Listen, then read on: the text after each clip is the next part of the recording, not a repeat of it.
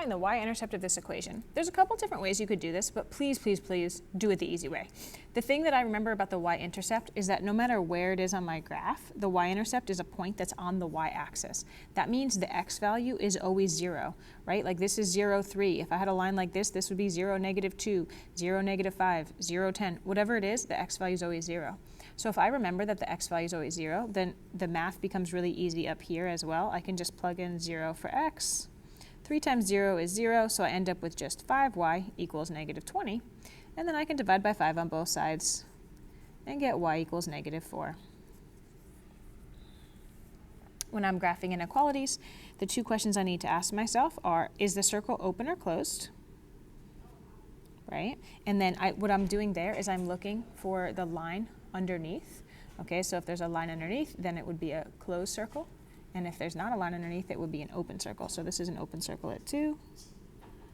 Okay, this would be a closed circle at -3.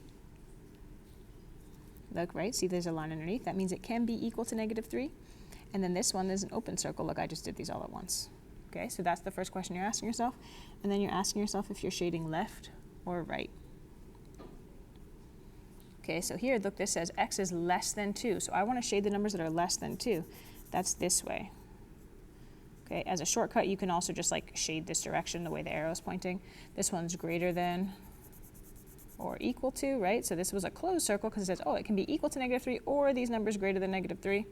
And this one's greater than 1, so open circle and shade up. Okay, so that's it, graphing an inequality.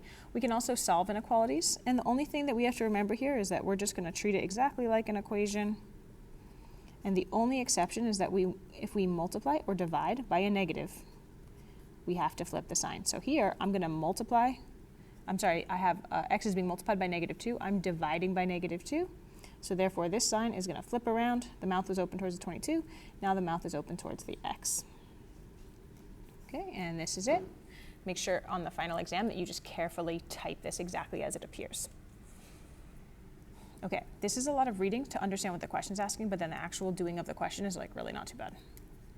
The scatter plot below shows a relationship between the number of visitors at the beach, okay, that's here, and the average daily temperature, that's here, right? And we can see like, oh, when it gets warmer, there's like more people at the beach, okay, duh. Based on the line of best fit for the scatter plot, what is the approximate number of visitors the beach can expect if the temperature is 86 degrees Fahrenheit? Okay, now look, there isn't a line of best fit drawn, so what I'm gonna do is just kind of eyeball it, okay, and I'm gonna just, I don't know. Like, that's not great. It's a little bit tricky. The data's a little tricky because, like, there's some points kind of below the line here. Okay, whatever. It's something like this. Okay? On the final, this is a multiple choice question. Makes it a little easier. It says, what's the approximate number of visitors the beach can expect if the temperature is 86 degrees? Okay, so here's 84, here's 88. 86 is right here. So what I'm going to do is just kind of follow it up and say, oh, okay, like, it hits my line of best fit, like, right around here. So that's right around 300 visitors. Okay, last one. Below, two systems were solved using different methods, okay? So you just need to know like the basic, right? You should be able to recognize and name these. And they're easy to name because if I look here, look at the solving method here. Look, I took this x and I noticed, oh, this x is equal to this. So I took something equal to x and I substituted it for x. This method up here is called substitution, because that is what I am doing. I am substituting. Over here, I observed like, oh, look, there's a 2x and a -2x right on top of each other. So when I add them together, I get a 0, and the x eliminates. So in a shocking turn of events, this is called elimination because I eliminated a variable.